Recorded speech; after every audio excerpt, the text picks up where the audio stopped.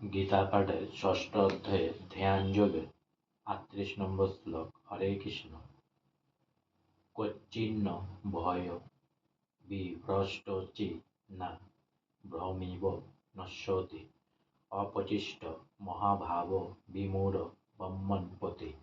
কচ্চিৎ মানে কি, ন মানে না, উভয় মানে উভয়, বিভ্রষ্ট মানে ভ্রষ্ট, ছিন্ন মানে ছিন্ন, অভ্রম মানে মেঘ, ইভ মানে মত, নশ্যতি মানে নষ্ট হয়, অপ্রতিষ্ঠ নিরাশ হয়, মহাভাব হে মহাবীর কৃষ্ণ, বিমূঢ় বিমূঢ়, ব্রহ্মণ মানে ব্রহ্ম লাভের, পতি মানে পথে।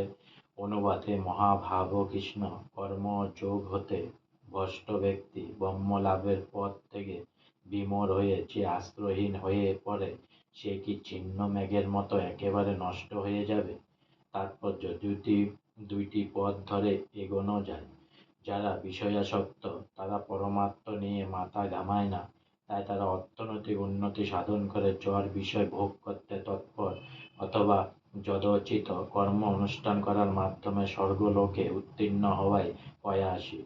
কেউ যখন পারমার্থিক পথ অবলম্বন করে, তখন তাকে সব রকম বৈষয়িক কর্ম পরিত্যাগ করতে হয় এবং সব রকম যশ সুখ ভোগের বাসনা পরিত্যাগ করতে হয়।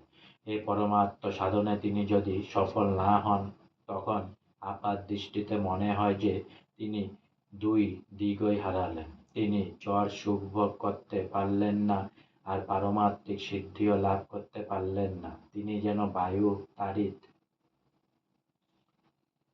মেঘের মতোই ছন্ন ছাড়া।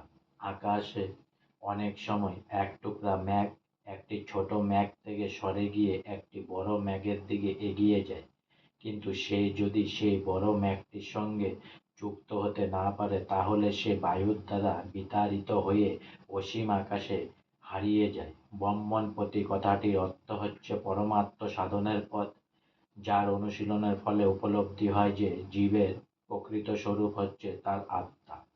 এই আত্মা হচ্ছে সে পরমেশ্বরের অংশ, যিনি ব্রহ্ম, পরমাত্মা ও ভগবান রূপে নিজেকে প্রকাশ করেছেন।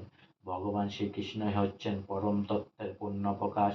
তাই তার চরণে যিনি প্রপত্তি করেছেন, তিনিই হচ্ছেন সার্থক পরমাত্মবাদী। ব্রহ্ম ও পরমাত্মা উপলব্ধির মাধ্যমে জীবনের পরম লক্ষ্যে পৌঁছানো গেলে বহু বহু জন্মের প্রচেষ্টার ফলে সম্ভব হতে পারে।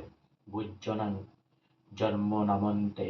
তাই পরমাত্মা সাধনের পরম শ্রেষ্ঠ পথ হচ্ছে ভক্তিযোগ বা কৃষ্ণ ভাবনামৃত, যার ফলে আমরা সরাসরিভাবে জানতে পারি ভগবানকে, শ্রীকৃষ্ণকে, তার সঙ্গে আমাদের কি সম্পর্ক। আজকে আমার গীতা পাঠের ষষ্ঠ অধ্যায়ে ধ্যান যোগের ৩৮ নম্বর শ্লোক এখানেই সমাপ্ত হলো। তাই অনেক অনেক সাবস্ক্রাইব করুন, অনেক অনেক লাইক করুন, অনেক অনেক ভালো থাকুন, অনেক অনেক সুস্থ থাকুন, অনেক অনেক আনন্দে থাকুন, আর অনেক অনেক হেল্প করুন। আর সঙ্গে বলুন হরে কৃষ্ণ কৃষ্ণ কৃষ্ণ হরে হরে, হরে রাম রাম রাম হরে হরে, রাধে রাধে, হরে কৃষ্ণ।